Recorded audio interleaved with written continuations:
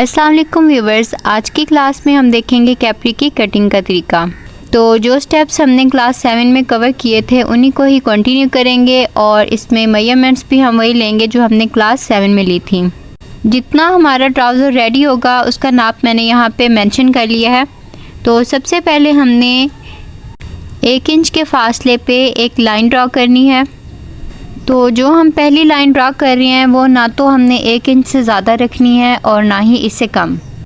1 inch पे ये line draw करने के बाद बारी आती है हमने लास्केट के लिए ऊपर से जितना कपड़ा छोड़ना है उसकी, और उसके लिए मैं यहाँ पे निशान लगा लूँगी 2 इंच का। 2 इंच का ये फैब्रिक हमारी लास्केट का मार्जिन होगा। तो इस तरह करके हम 2 इंच के फासले पे थोड़े करीब करीब करके निशान लगा लेंगे ताकि हमारी जो लाइन होगी हमारे जो स्केल के साथ हम यहाँ पे ड्रॉ करेंगे वो बिल्कुल स्ट्रेट जाए। जब ये निशान हम लगा लेंगे तो स्केल के ज़रिए हम इन सारे पॉइंट्स को आपस में जॉइन कर देंगे। जब भी हमने पॉइंट्स को जॉइन करने के लिए लाइन ड्रॉ करनी है हमने इसमें जल्दी बिल्कुल नहीं करनी, क्योंकि अगर हमारी लाइन टेढ़ी होगी तो हमारी कटिंग भी ख़राब हो जाएगी। इलास्टिक के मार्जिन के बाद अब बारी आती है ट्राउज़र की फुल लेंथ की, जो कि यहाँ पे आप देखें मैंने फुल लेंथ जो है वो 38 इंच ली है। लेंथ को हमने कपड़े के स्टार्ट से नहीं मेजर करना, बल्कि जो हमारी लास्ट लाइन थी जो हमने इलास्टिक के मार्जिन के लिए रखी थी उसके नीचे से हम स्टार्ट करेंगे और जहाँ पे भी 30 बन रहा है या जो भी आपका रिक्वायर्ड नाप है वहाँ पे हम निशान लगा लेंगे। तो दूसरी साइड पे भी इसी तरह हम 38 पे निशान लगा लेंगे इस तरह करके, और इसके बाद हम इन दोनों पॉइंट्स को आपस में मिला लेंगे स्केल के ज़रिए। जो स्टेप 1 था हमारा यानी कि फुल लेंथ थी ट्राउज़र की वो 38 थी और उसका निशान हमने लगा लिया है। नेक्स्ट बारी आती है क्रॉच लेंथ की यानी कि आसन की लंबाई की। आसन की लंबाई की पैमाइश हमने कहाँ से स्टार्ट करनी है, इसको इजी करने के लिए मैं यहाँ से ये कपड़ा फोल्ड कर रही हूँ क्योंकि ये हमारा जाएगा लास्केट में। इस फोल्डिंग से हम स्टार्ट करेंगे आसन की लंबाई का नाप, क्योंकि ऊपर वाला जो मैंने हिस्सा फोल्ड कर लिया है वो हमारा जाएगा लास्केट में। तो यहाँ पे हमारे पास 14 इंच थी आसन की लंबाई, यहाँ पे हम 14 इंच पे निशान लगा लेंगे।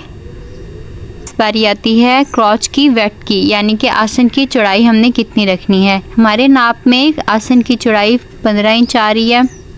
तो फोल्डिंग वाली साइड से लेके जहाँ पे भी 15 इंच बन रहा है हमने वहाँ पे निशान लगा के एक लाइन ड्रॉ कर लेनी है। इसके बाद बारी आती है ट्राउज़र के बहुत ही मेन स्टेप की, जिसको अब हम देखेंगे। आसन की चौड़ाई थी 15 इंच और अगर हम इसका हाफ़ करें तो हमारे पास बनेगा 7.5 इंच, लेकिन हम उसमें एक पॉइंट ऐड करेंगे और वो बन जाएगा 8.5 इंच। तो फोल्डिंग साइड से 8.5 ही हमारा ट्राउज़र का सेंटर बनेगा। आप ट्राउज़र की सिलाई जितनी अच्छी कर लें, आप उसकी कटिंग जितनी परफेक्ट कर लें, लेकिन अगर आपके ट्राउज़र का सेंट्रल मार्क जो है वो परफेक्ट नहीं है तो आपकी कैप्री में खिंचाव लाजमी आएगा। तो यही वो मेन रीज़न होती है हमारी कैप्री की खिंचाव की, क्योंकि हमारा सेंट्रल जो पॉइंट होता है या सेंट्रल मार्क होता है वो हम ठीक से उसको मेजर नहीं करते। तो यहाँ पे मैंने जो निशान लगाए थे इनको आपस में मिला लिया है। अब बारी आती है हमारे पास लास्ट स्टेप की और वो है हमारा टर्नअप यानी कि पौंचे का नाप। पौंचे का नाप मेरे पास 7 इंच है, लेकिन मैं उसमें करूँगी 1 इंच ऐड और वो बन जाएगा टोटल 8 इंच। हमारे पौंचे का सेंटर बिल्कुल वही होना चाहिए जो हमने ऊपर वाली अपनी सेंटर लाइन ड्रॉ की थी। जैसे कि 8 इंच का हाफ बन रहा है 4 इंच, तो 4 वाली जो हमारी लाइन है या जो हमारा 4 का पॉइंट है वो बिल्कुल हमारे सेंट्रल वाले पॉइंट के बराबर आना चाहिए। मेन पॉइंट सारे हमने कवर कर लिए हैं। इसके बाद बारी आती है आसन की। आसन की चौड़ाई हमने 15 इंच ली थी जो कि हमारे रेडी ट्राउज़र का नाप था, लेकिन कटिंग करने के लिए हमें हमेशा 2 इंच मार्जिन लाजमी चाहिए होता है, क्योंकि यहाँ पे हमारी कटिंग कर्व होती है जिसके लिए हमें कम से कम भी 2 इंच फैब्रिक लाजमी चाहिए होता है। तो यहाँ पे मैंने एक दूसरा निशान लगा लिया है 2 इंच पे कि हम ये कर्व बना सकें इस तरह करके। तो इसके बाद हम स्केल की मदद से जो पौंचे का नाप था वो और जो आसन का नाप था उनको जॉइन करेंगे आपस में। इस लाइन को ड्रॉ करने के बाद बारी आती है हमारी साइड वाली लाइन की। अब आप देख सकते हैं कि फोल्डिंग साइड से लेके पौंचे तक कितना डिफरेंस आ रहा है। ट्राउज़र के सेंटर को बनाने का मकसद भी यही होता है कि हमारे जो पौंचा है वो अपनी परफेक्ट जगह पे खुद ही आ जाए और हमारी कैपरी में भी कोई खिंचाव ना आए। तो ऊपर से जो आसन की लेंथ थी वो और पौंचे वाला जो हमने नाप लिया था उन दोनों को आपस में मिला लेना है। तो यहाँ से हम पौंचे का मार्जिन रखेंगे। आज का हमारा मेन पॉइंट था सेंटर ऑफ ट्राउज़र, यानी कि जितना भी आपके ट्राउज़र का हाफ बन रहा है उसमें से एक पॉइंट आपने ऐड करके फोल्डिंग वाली साइड से निशान लगा लेना है। अब बारी आती है सबसे लास्ट पॉइंट की, और वो है कि हमने अपने पौंचे में कितनी फोल्डिंग देनी है। आप चाहें तो 2.5 इंच भी रख सकती हैं, लेकिन मोस्टली जो है वो 3 इंच ज़्यादा बेहतर रहता है। 3 इंच के फासले पे मैंने निशान लगाए थे और अब उनको हम आपस में ज्वाइन कर लेंगे। कैपरी की फ्रंट साइड ऑलमोस्ट ड्रा हो चुकी है और अब हम आएंगे इसकी कटिंग की तरफ।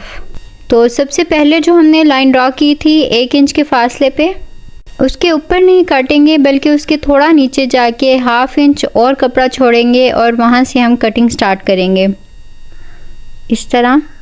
और फिर हम कैंची को थोड़ा ऊपर की तरफ ले जाते हुए बिल्कुल उसी लाइन पे जो हमने 1 इंच के फासले पे ड्रा की थी कट कर देंगे। उसके बाद बारी आती है आसन की।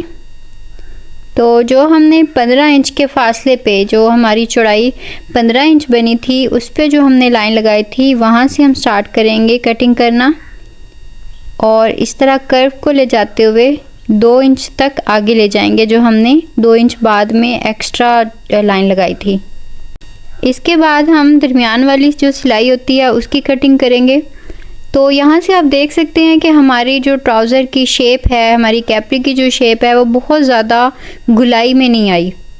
जो हमारी कैपरी की दरमियान वाली कटिंग होती है वो जितनी ज़्यादा गुलाई में आएगी हमारी कैपरी उतनी ज़्यादा ख़राब होगी, उसमें खिंचाव आएगा। तो आप यहाँ पे आप देख सकते हैं कि हमारी जो आसन की नीचे से शेप आ रही है वो बहुत ज़्यादा कर्व में नहीं है। पौंचे की फोल्डिंग के लिए जो मैं कपड़ा ले रही हूँ उसको हम थोड़ा सा तिरछा करके कट करेंगे, क्योंकि अगर हम इसको स्ट्रेट कट करेंगे तो फिर वो कम भी पड़ सकता है। जैसे कि हमें नज़र भी आ रहा है कि हमारे ट्राउज़र की जो शेप है वो स्ट्रेट नहीं है। अब बाज़ दफ़ा हम फिक्स कर लेते हैं कि फोल्डिंग वाली साइड से 2 या 3 इंच कपड़ा छोड़ के पौंचे का निशान लगा लेना है, लेकिन ऐसा बिल्कुल नहीं होता, क्योंकि हर पर्सन की शेप और उसका नाप जो है वो कभी भी एक जितना नहीं होता। क्योंकि हर पर्सन की शेप और उसका नाप कभी भी एक जैसा नहीं होता। और बाज़ दफ़ा तो हम जो प्लेट ट्राउज़र लेते हैं उसमें भी हमें कहीं ना कहीं मसला आ जाता है। तो आपके नाप की ट्राउज़र का पौंचा बिल्कुल जो परफेक्ट है वो कहाँ पे होगा ये आप तभी मुहैया कर सकती हैं जब आप अपने आसन के चौड़ाई में 1 इंच ज़्यादा ऐड करेंगी और उसको फोल्डिंग वाली साइड से निशान लगा लेंगी। कैपरी की फ्रंट हमारी कटिंग हो गई है। अब बारी आती है बैक साइड की। तो स्टार्टिंग में हमने 2 इंच का मार्जिन रख लेना है, मतलब बैक साइड हमारी जो होगी वो फ्रंट से 2 इंच ज़्यादा आएगी। लेकिन जो हमारी कर्व लाइन है, यानी कि ये हमारे आसन की जो चौड़ाई है वहाँ पे हम 2 नहीं बल्कि 3 इंच पे निशान लगाएंगे। यानी जो हमारी बैक होगी वो फ्रंट से 3 इंच ज़्यादा आएगी आसन की चौड़ाई में। आसन की चौड़ाई वाली जगह से हमने 3 इंच कपड़ा लिया था एक्स्ट्रा यहाँ पे, लेकिन हम 2.5 इंच पे निशान लगाएंगे। और इसके बाद हमने निशान लगाना है 2 इंच के फासले पे, बैक साइड है ये हमारी, और इसी तरह करके हम इसको निशान को कम करते जाएंगे। नेक्स्ट हम कर देंगे इसको 1.5 इंच और सबसे एंड पे जो हमारे पौंचे वाली जगह होगी वहाँ पे हमने 1 इंच पे निशान लगा लेना है। अब हम इन सारे पॉइंट्स को आपस में ज्वाइन कर लेंगे। ज़रूरी नहीं कि आप सारे काम स्केल से करें, बिना स्केल के भी हम बहुत अच्छी लाइन जो हैं वो ड्रा कर सकते हैं। लेकिन ये है कि आपका जो इंची टेप से लिया गया नाप है वो बिल्कुल परफेक्ट होना चाहिए।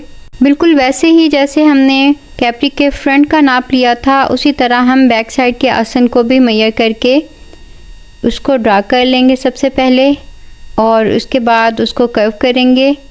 तो यहाँ पे हमने कैपरी की बैक साइड भी ड्रॉ कर ली है कि बैक साइड का मार्जिन हम हमेशा एक ही साइड पे रखेंगे, जैसा कि हमने पहले नाप कर लिया था।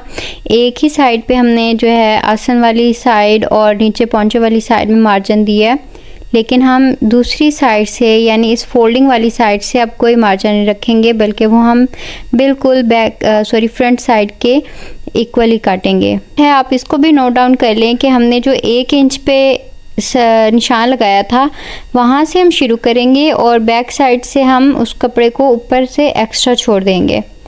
फ्रंट साइड पे हमने कैसे कटिंग की थी और बैक से कैसे कर रही हैं, ये आपने इसको अच्छे से जो है देख लेना है और बिल्कुल इसी तरह ही ट्राउज़र की कटिंग करनी है। यहाँ पे वाज़िया नज़र आ रहा है कि फ्रंट साइड की क्रॉस लेंथ हमने कम रखी है, लेकिन बैक साइड की जो क्रॉस लेंथ है वो हमारी ज़्यादा है।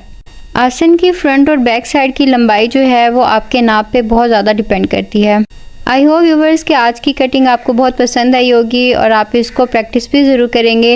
लेकिन अगर आपको कहीं मसला आ रहा हो या फिर आपको कहीं पे समझ ना आई हो तो आप कमेंट बॉक्स में कमेंट करके पूछ सकते हैं। शुक्रिया, अल्लाह हाफिज़।